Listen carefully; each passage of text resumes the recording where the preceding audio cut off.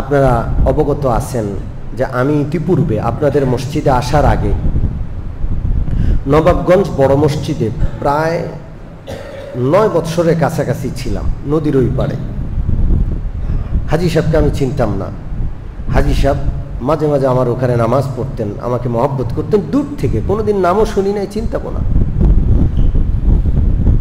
যখন ওখান থেকে আমাকে মুদি বিরোধী কথা বলার কারণে আমাকে যেতে বাধ্য করা হয়, হাজী সাহেব সাথে সাথে আমাকে প্রস্তাব পাঠান। আমি হাজী সাহেবের প্রস্তাবে রাজি হই এবং আপনাদের খেদমতে সেই মার্চ 2021 থেকে এই পর্যন্ত আপনাদের এখানে ছিলাম, আসি। মাঝে আপনাদের এখান থেকে সেই নবাবগঞ্জের বিষয়টা, মুদি বিরোধী আন্দোলন, মুদি বিরোধী বক্তব্য, সেটার কারণে আমাকে জেলে নেওয়া হয়েছে। আপনাদের এখান থেকে আমার জুমা পড়িয়ে গেছি, জুমার রাতে আমি গ্রেপ্তার হয়েছি। যাই হোক, তা আপনাদের সাথে দীর্ঘদিন ছিলাম। ক্ষমতার পট পরিবর্তনের সাথে সাথে তারা আমাকে ডেকেছেন নবাবগঞ্জ বড় মসজিদে যাওয়ার জন্য। তা আমি একটু দেরি করেছি।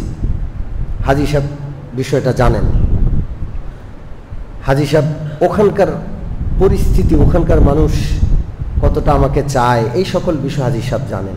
তো হাজী সাহেব আমাকে ব্যক্তিগতভাবে বলেছিলেন যে ওরা যদি আপনাকে খুব বেশি অনুরোধ করে, আপনি ওদের অনুরোধ ছেড়ে দিয়েন না। তো এই পর্যায়ে এসে আজকে প্রায় 2-2.5 মাস হয়ে যাচ্ছে, তারা খুব বেশি অনুরোধ করাতে হাজী সাহেবের সাথে কথা বলে হাজী সাহেবের সম্মতি নিয়ে আমিও সম্মতি জ্ঞাপন করছি। তো এই সপ্তাহে আপনাদের কাছ থেকে বিদায় নিতে আসছি। দীর্ঘদিন আপনাদের সাথে ছিলাম, বিভিন্ন কথা বলেছি। আমার জায়গাটা তো কথা বলার জায়গা।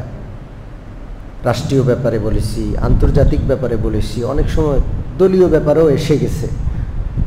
যেটা হক কথা চেষ্টা করি কারো গায়ে আঘাত না দিয়ে বলার জন্য। অনেক সময় হয়ে যায়, মানুষ কষ্ট পেয়ে যায়। তো আপনাদের কাছে আমি ক্ষমা প্রার্থী, ক্ষমা সুন্দর দৃষ্টিতে দেখবেন। আপনাদের জন্য আমার দোয়া, আপনারাও আমাকে দোয়া করবেন। আল্লাহ তাআলা যেন বড় বড় খ্যাতমত করার মতো যোগ্যতা, সুস্বাস্থ্য, তৌফিক আল্লাহ দান করে দেন।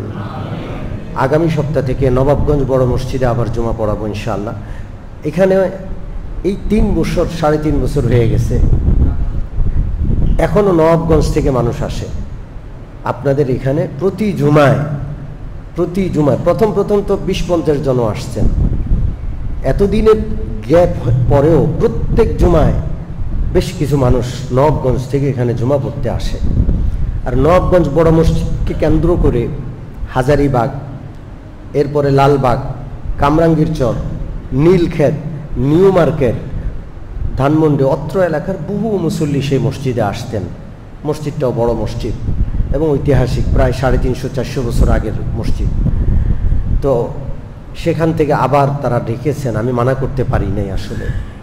তো আপনাদের সাথে এতদিন ছিলাম, আপনাদের কাছে দোয়া চাই, আপনাদের জন্য অনেক দোয়া। আল্লাহ তাআলা আপনাদের সকলকে যেই বিষয়গুলো বোঝানোর চেষ্টা করেছে এতদিন, হক, সে বিষয়গুলো গ্রহণ করার, মানার, পালন করার এবং ইসলামকে পূর্ণাঙ্গ জীবন ব্যবস্থা হিসাবে বরণ করার তৌফিক দান করেন।